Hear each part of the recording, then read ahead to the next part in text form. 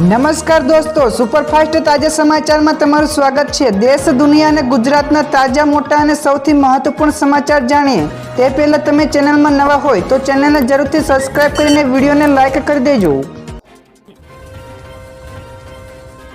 સૌથી પહેલાં દોસ્તો આપણે વાત કરીએ તો ઠંડી ભૂકા કાઢશે તો ઠૂઠવાવા માટે તૈયાર રહેજો। તો આવતા અઠવાડિયે આખા દેશમાં ભારે ઠંડીની આગાહી છે।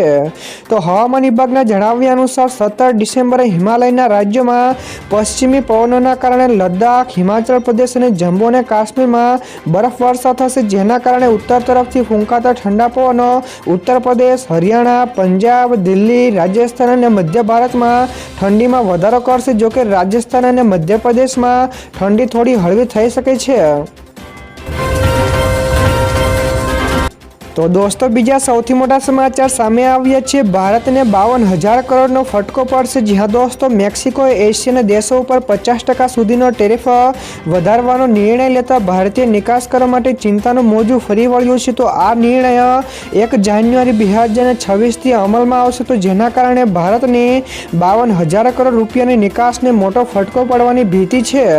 તો મેક્સિકો સાથે એફટીએ ન ધરાવતા દેશોની અંદાજે 1463 જેટલી વસ્તુઓ પર પણ આ ટેરિફ લાગશે। તો આ નિર્ણયથી મુખ્યત્વે ઓટોમોબાઈલ, મશીનરી, ફાર્માસ્યુટિકલ્સ તેમજ ટેક્સટાઇલના જેવા ક્ષેત્રો પ્રભાવિત થશે।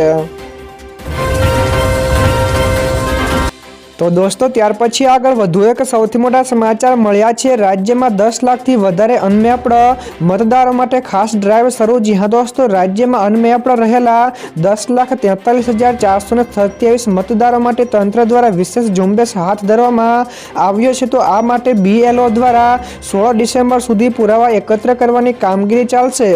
તો અમદાવાદ કલેક્ટર કચેરી તેમજ પ્રાંત કચેરીઓમાં ખાસ મતદાર સહાય કેન્દ્રો શરૂ કરવામાં આવ્યા છે। તો આગામી 19 ડિસેમ્બરના રોજ મતદાર યાદીના ડ્રાફ્ટ જાહેર કરવામાં પણ આવશે, જેમાં નાગરિકો દ્વારા વાંધા અને સૂચનો પણ રજૂ કરી શકશે।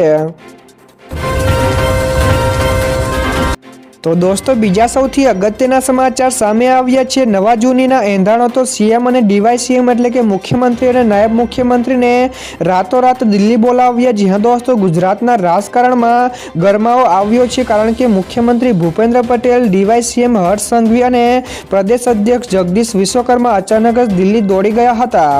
તો આ ત્રણેય નેતાઓએ ગઈકાલે વડાપ્રધાન નરેન્દ્ર મોદી, ગૃહમંત્રી અમિત શાહ તેમજ JP નડ્ડા સાથે હાઈ પ્રોફાઇલ બેઠકો યોજાઈ હતી। તો આ મુલાકાત સરકાર અને સંગઠનમાં આગામી રણનીતિ અંગે હોવાની પણ શક્યતા છે, જ્યારે તમામ નેતાઓ બેઠક બાદ ગુજરાત પરત ફર્યા હતા।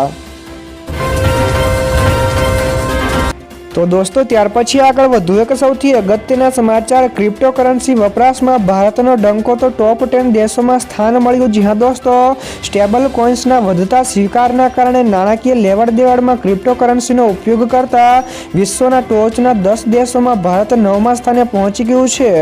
તો લાખો ભારતીય વપરાશકર્તાઓ બચત, સરહદ પારના નાણાં ટ્રાન્સફર અને રોજબરોજના વ્યવહારો માટે ડિજિટલ એસેટ્સ ઉપર આધાર રાખી રહ્યા છે। તો સિંગાપુર અને અમેરિકા ક્રિપ્ટો વપરાશમાં ટોચના સ્થાને છે, તો ભારતમાં પણ સતત ક્રિપ્ટોનો વપરાશ વધી રહ્યો છે। ત્યારબાદ દોસ્તો ફટાફટ આગળના બીજા સમાચારની વાત કરવામાં આવે તો ઇસરો અમેરિકાનો સૌથી ભારે સેટેલાઇટ લોન્ચ કરશે। જી હા દોસ્તો, ભારતીય અંતરિક્ષ અનુસંધાન સંગઠન એટલે કે ઇસરો 15 ડિસેમ્બરે અમેરિકાના 6.5 ટન વજન ધરાવતા બ્લુ બર્ડ 6 સેટેલાઇટને લોન્ચ કરશે। તો American company AST space mobile દ્વારા તૈયાર કરાયેલો આ સેટેલાઇટને ભારતના સૌથી શક્તિશાળી રોકેટ LVM-3 દ્વારા લો અર્થ ઓર્બિટમાં મોકલવામાં આવશે। તો બ્લુ બર્ડ 6 અત્યાર સુધીના સૌથી ભારે કોમર્શિયલ સેટેલાઇટ પૈકીનો એક છે। તો તેનું launching Shri Harikota space centre ઉપરથી થશે। તો દોસ્તો બીજા સૌથી મહત્વપૂર્ણ સમાચાર સામે આવ્યા છે। NHAI એટલે કે નેશનલ હાઈવે ઓથોરિટી ઓફ ઇન્ડિયાએ ટોલ ચૂકવણીની પ્રણાલી બદલી છે। જી હા દોસ્તો, NHAIએ 2025માં ટોલ ચૂકવણી પ્રણાલીમાં મોટા ફેરફારો કર્યા છે, જેમાં ફાસ્ટેગ અને ફાસ્ટેગ વાર્ષિક પાસના અમલીકરણ સાથે ટોલ પ્લાઝા ઉપર લાંબી કતારો લગભગ અદૃશ્ય થઈ ગઈ છે। તો વાર્ષિક પાસ આખા વર્ષ માટે માન્ય છે, જેનાથી વારંવાર ચૂકવણીની ઝંઝટ દૂર થાય છે। તો ઓટોમેટિક એન્ટ્રી તેમજ એક્ઝિટ સમય અથવા તો ઈંધણ અને પૈસા બચાવી રહ્યા છે. તો નવી ડિજિટલ ટેકનોલોજી હાઈવે મુસાફરીને પહેલા કરતાં વધારે ઝડપી, સરળ અને વધુ અનુકૂળ બનાવી છે. તો દોસ્તો ત્યાર પછી આગળ વધુ એક સૌથી મહત્વપૂર્ણ સમાચાર મળ્યા છે. મોટી દુર્ઘટના ટળી તો ડીઝલ ટેન્કર પલટાયું. જ્યાં દોસ્તો અમદાવાદના બાવળા તેમજ સરખેજ રોડ ઉપર ચાંગોદર બ્રિજ નજીક એએમસીનું આશરે 2500 લીટર ડીઝલ ભરેલું ટેન્કર પલટી ગયું હતું. તો ડ્રાઈવરે સ્ટીયરિંગ ઉપરનો કાબુ ગુમાવતા આ ઘટના બની હતી. તો રસ્તા ઉપર ડીઝલ ઢોળાયું હોવાથી કોઈ પણ અનિશ્ચિત બનાવ ન બને તે માટે તાત્કાલિક ફાયરની ટીમોએ બોલાવવામાં આવી હતી. તો ફાયર વિભાગે કેમિકલ ફોર્મની મદદથી રોડ ઉપર ઢોળાયેલું ડીઝલ સાફ કર્યું હતું, જેના કારણે મોટી દુર્ઘટના પણ ટળી હતી. ત્યાર પછી દોસ્તો આ સિવાયના બીજા સમાચારની ઝડપથી વાત કરવામાં આવે તો પીએમ મોદીએ કહ્યું કે માનવતા ઉપર મોટો હુમલો તો ભારત હંમેશા ઓસ્ટ્રેલિયાની સાથે છે. જી હા દોસ્તો, ઓસ્ટ્રેલિયાના સિડની સ્થિત બોન્ડી બીચ ઉપર હનુક્કા સમારોહ દરમિયાન થયેલી ગોળીબારમાં ઘટનામાં 12 લોકોના મૃત્યુ થયા છે. તો આ આતંકી હુમલા ઉપર ભારતના પ્રધાનમંત્રી નરેન્દ્ર મોદીએ ઊંડો શોક વ્યક્ત કર્યો હતો અને તેમણે કહ્યું કે આ માનવતા ઉપરનો હુમલો છે. તો પીએમ મોદીએ મૃતકોના પરિવારો પ્રત્યે સંવેદના પણ વ્યક્ત કરી અને કહ્યું કે આ દુઃખદ ઘડીમાં ભારત ઓસ્ટ્રેલિયાની જનતા સાથે સંપૂર્ણ મજબૂતીથી ઊભું છે. તો દોસ્તો બીજા સૌથી મોટા સમાચાર સામે આવ્યા છે. 111 શેલ કંપનીઓ થકી ₹1000 કરોડની હેરાફેરી થઈ. જી હા દોસ્તો, દેશમાં વધી રહેલા સાયબર ક્રાઇમના પગલે સીબીઆઈએ કર્ણાટક અને ગુજરાત સહિત 27 સ્થળોએ દરોડા પાડીને કાર્યવાહી કરી છે.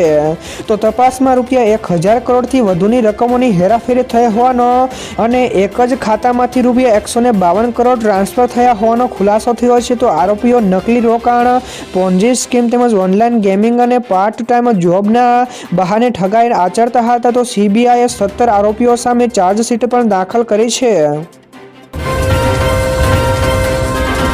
તો દોસ્તો ત્યાર પછી આગળ વધુ એક સૌથી મોટા સમાચાર મળ્યા છે. મલ્લિકાર્જુન ખડગેનું મોટું નિવેદન, કહ્યું કે કોંગ્રેસે આઝાદી અપાઈ તો મોદી જન્મ્યા પણ નહોતા. જી હા દોસ્તો, મલ્લિકાર્જુન ખડગેએ કહ્યું કે માત્ર કોંગ્રેસની વિચારધારા જ દેશને બચાવી શકે છે. તો રાહુલ દેશ માટે લડી રહ્યા છે, તો આપણે તે લડાઈને મજબૂત બનાવવી જોઈએ અને જો તમે તે વિચારોને મજબૂત નહીં કરો તો તે તમારું નુકસાન થશે. તો દેશને બચાવવો હોય તો પોતાના માટે લડો. તો મનુસ્મૃતિની પણ વિચારધારા દેશ નાશ કરશે. તો હિન્દુત્વના નામે તેઓ તેને ગુલામ રાખવા માંગે છે. તો કોંગ્રેસે આપણને આઝાદી પણ અપાવી ત્યારે મોદીનો પણ જન્મ ન થયો હતો તેવું પણ તેમને જણાવ્યું હતું. તો દોસ્તો બીજા સૌથી અગત્યના સમાચાર સામે આવ્યા છે. વધારાના ટેરિફથી સંબંધોને નુકસાન થશે. જી હા દોસ્તો, મેક્સિકોએ 2026ની અનેક ભારતીય ઉત્પાદનો ઉપર 50% ટેરિફ લગાડવાની જાહેરાત કરી છે. તો ભારત સરકારે કડક પ્રતિક્રિયા આપતા કહ્યું કે ભારત ભારતીય નિકાસકારોના હિતોનું રક્ષણ કરવા માટે જરૂરી પગલાં લેવાનો અધિકાર અનામત રાખે છે. તો વધારાના ટેરિફ લગાડવાથી સંબંધોને નુકસાન થઈ શકે છે, તો તેથી વાતચીતથી ઉકેલ લાવવો જોઈએ. તો નિષ્ણાતોના મતે મેક્સિકો સરકારે ટ્રમ્પને ખુશ કરવા માટે ભારત અને ચીન ઉપર 50% ટેરિફ લગાડ્યો છે. ત્યાર પછી દોસ્તો આગળ વધુ એક સૌથી અગત્યના સમાચાર મળ્યા છે. પેટ્રોલ ₹107 પહોંચ્યું. જ્યાં દોસ્તો તેલ કંપનીઓએ 14 ડિસેમ્બર 2025ના રોજ એટલે કે ગઈકાલે પેટ્રોલ અને ડીઝલના નવા ભાવ જાહેર કર્યા છે. તો આંતરરાષ્ટ્રીય બજારમાં ક્રૂડ ઓઇલના ભાવ તેમજ ટેક્સના આધારે નક્કી થયેલા આ દરો સામાન્ય માણસના બજેટ ઉપર અસર કરશે. તો નવી યાદી અનુસાર નવી દિલ્હીમાં પેટ્રોલ ₹94.72 છે, જ્યારે અમદાવાદમાં પેટ્રોલનો ભાવ ₹94.49 અને સુરતમાં ₹95 પ્રતિ લીટર છે. તો સૌથી મોંઘું ઈંધણ હૈદરાબાદમાં જ્યાં પેટ્રોલના ₹107.46 પ્રતિ લીટર છે. ત્યારબાદ દોસ્તો ફટાફટ આગળના બીજા સમાચારની વાત કરવામાં આવે તો દિલ્હીમાં ગ્રાફ 4 લાગુ થયું. તો એક્યુઆઈ 500 પાર પહોંચ્યો છે. જી હા દોસ્તો, રાષ્ટ્રીય રાજધાની દિલ્હીમાં વાયુ પ્રદૂષણ ખતરનાક સ્તરે પહોંચી ગયું છે. તો દિલ્હી એનસીઆરમાં ગઈકાલથી જ ગ્રાફ 4ના કડક નિયમો લાગુ કરાયા છે.